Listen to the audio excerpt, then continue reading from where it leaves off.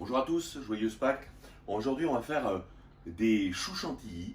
Alors, c'est pas vraiment des choux chantilly, c'est des cygnes chantilly et des petits éclairs à la fraise. Voilà. Donc, on va jeter un petit coup d'œil. Première opération, on va faire une pâte à choux. Donc, ça, c'est pas très compliqué, hein. On a 25 centilitres d'eau. Je vais couper là-dedans 80 grammes de beurre en petites parcelles, comme ça. Voilà, j'ai 85 grammes là, je vais m'en garder un tout petit bout qui va servir tout à l'heure pour beurrer un petit peu notre plaque. Je vais rajouter là-dedans une petite pincée de sel. Voilà. Et j'ai un tout petit peu de sucre. Voilà, je vais sucrer très légèrement. Pas beaucoup, hein. Ensuite, je porte ça sur le feu et on va faire fondre notre préparation. Alors ça va aller très vite, ça. Pratiquement en temps réel, vous allez voir. Le principe, donc, je vais avoir ma farine à côté et les œufs qu'on incorporera ensuite. Donc attention, là c'est important, il ne faut pas qu'il y ait de réduction de la quantité d'eau.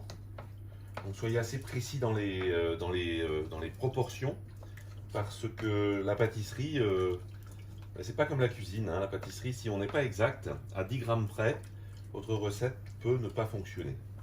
J'ai déjà réglé mon four à 170. Et on va, dès que notre beurre là va être fondu, vous allez voir, on va rajouter là-dedans la farine en une seule fois. Voilà, c'est pour ça que je coupe mon beurre en petites parcelles. Comme ça, il n'y a pas d'évaporation. C'est-à-dire qu'au moment où ça va bouillir, là, vous allez voir, on va obtenir la fonte complète de notre beurre. Et ça, c'est important. Voilà, ça va se passer. Attention.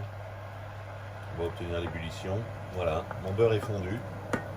Au moment où ça bout, vous baissez le feu, en une seule fois vous ajoutez la farine et on va faire ce qu'on appelle maintenant dessécher notre pâte à choux.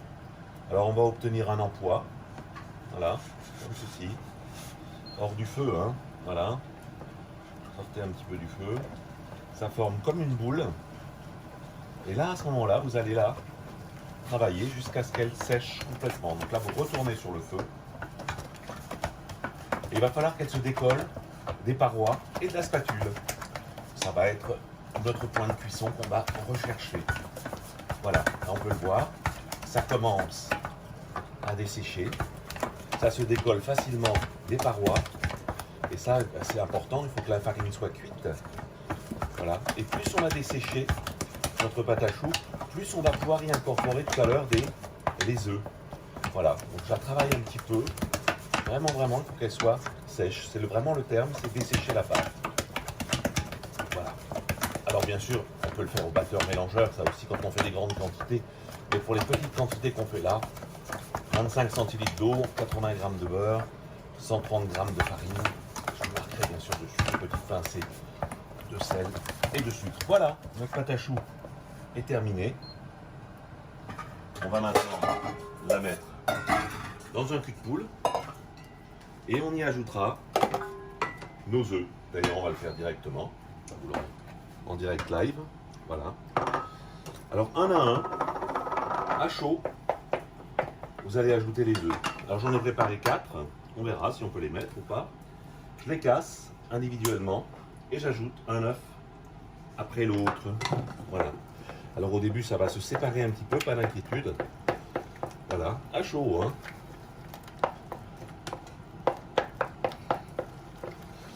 Puis ça va se réunir de nouveau.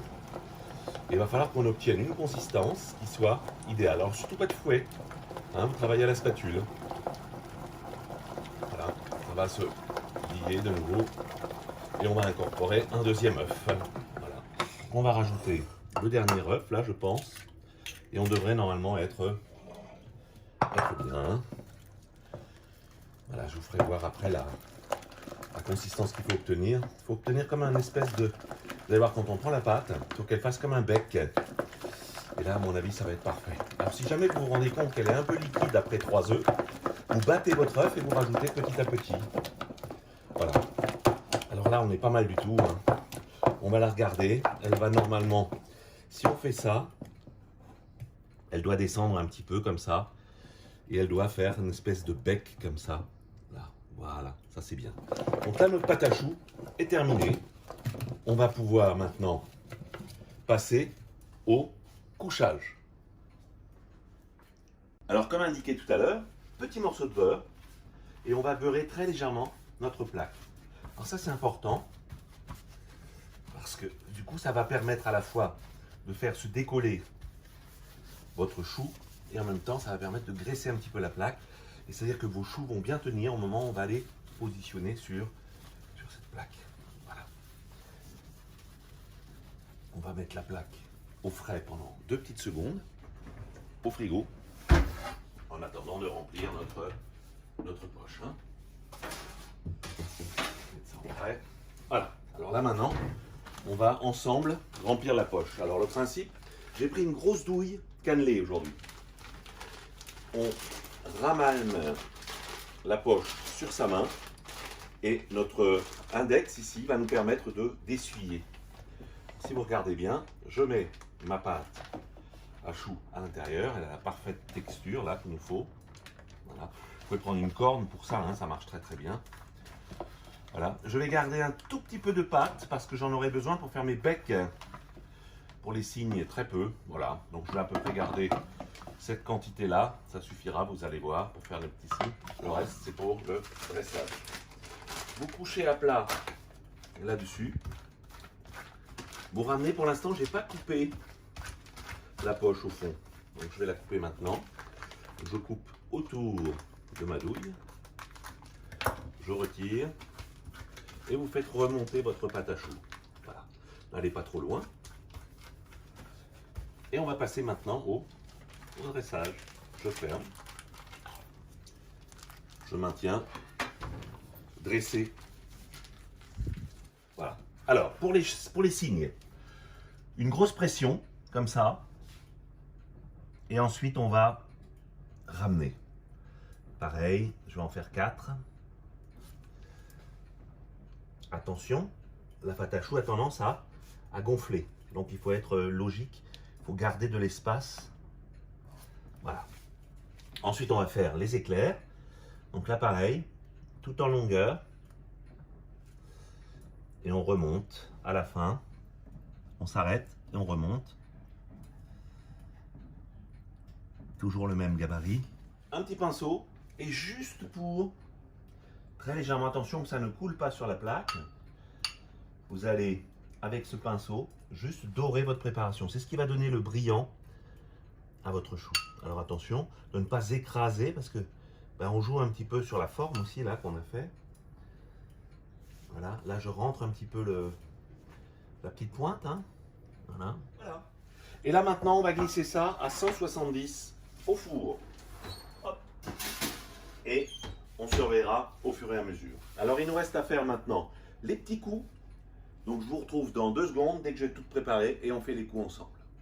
On va dresser maintenant les petits coups. Alors pour ça, une petite pointe là et ensuite on fait un joli. Voilà. Petite pincée, hop. Il faut vraiment juste passer dessus. C'est ce qui va leur donner le brillant. Hein. Voilà. Alors j'ai coupé les petites amandes, vous allez voir. Et ça va nous faire les becs de nos cygnes. Voilà. On fait ça. Hop. Ça cuit très très vite ça. Donc on va attendre un petit peu. Et puis on les mettra au four tout à l'heure. Au moment où on aura les autres qui seront gonflés. Parce qu'il y a une chose qu'il faut éviter quand on fait de la pâte à choux. C'est de mettre des choses dedans quand ça commence à gonfler, sinon le chou retombe. Donc on va attendre que le chou soit bien pris et on glissera ça au dernier moment pendant quelques minutes pour essayer justement de trouver le bon compromis pour que les 2 pâtes à choux soient cuites en même temps. À tout à l'heure. Là on peut regarder un petit peu comment ça gonfle déjà. Magnifique. Voilà. Voilà, il continue à gonfler, commence à prendre un tout petit peu de couleur. On les laisse tranquillement, surtout n'y touchez pas et n'ouvrez pas le four. On va maintenant pouvoir rajouter les petites têtes. Si Anne vient voir un petit peu là, on va ouvrir rapidement, mais on ne va pas laisser ouvert longtemps. On peut regarder déjà, ils sont très très beaux les éclairs, hein, ils sont magnifiques. On va maintenant ouvrir rapidement, on ne va surtout pas y toucher, on va glisser ça en dessous et on va laisser finir de cuire ça tranquillement.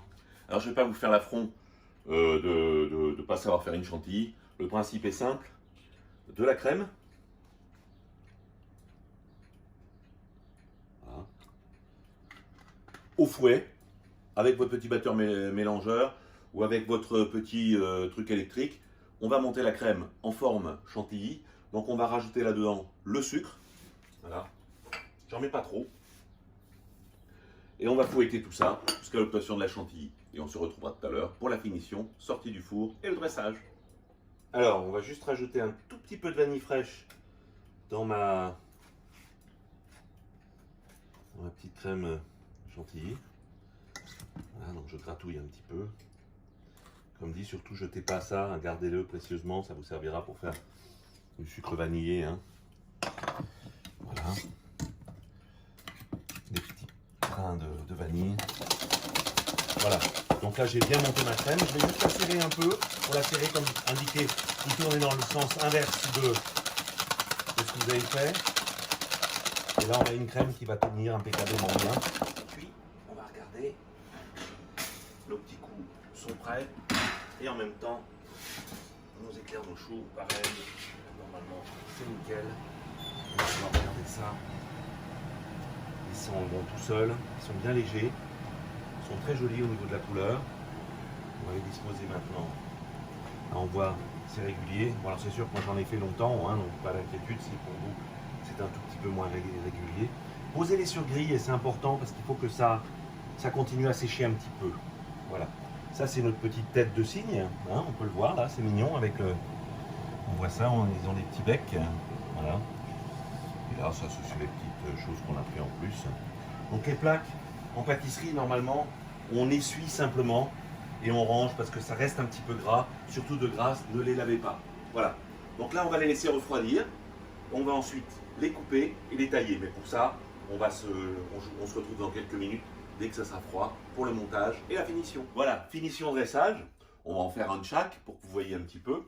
Donc on va commencer par, si vous voulez bien, par le cygne. Donc très simple. On coupe bien droit. Voilà.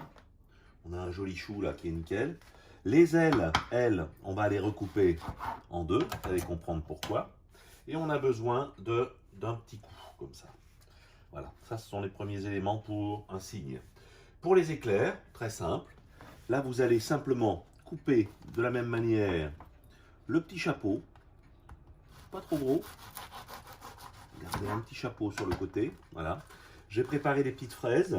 Et vous allez voir, on va se faire donc un petit éclair à la fraise.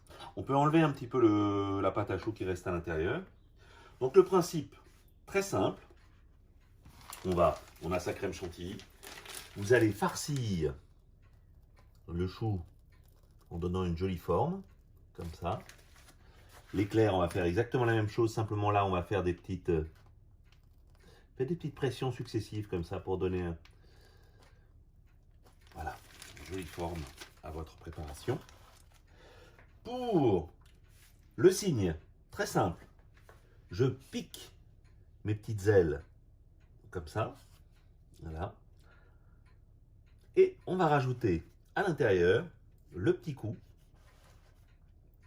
comme ça, hop. Voilà, on a un vrai cygne. Et pour lui donner un petit peu, vous mettez un tout petit peu de sucre glace sur le dessus, vraiment, histoire de lui donner un petit peu de couleur comme ça. Voilà. Pour l'éclair, eh ben, ça va être très simple aussi. J'ai coupé des petites fraises en petites tranches toutes fines. Vous allez les superposer comme ça. Voilà.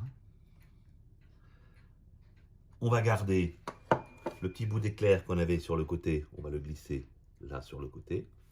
De la même manière, on peut mettre un tout petit peu de blanc comme ça avec. Et on peut rajouter une toute petite feuille de menthe. C'est des choses qui se marient bien. Menthe et voilà, je ne vais pas en mettre trop parce que c'est quand même très fort. Et voilà, un petit dessert de lundi de Pâques. Voilà, on va les mettre comme ça, face à face.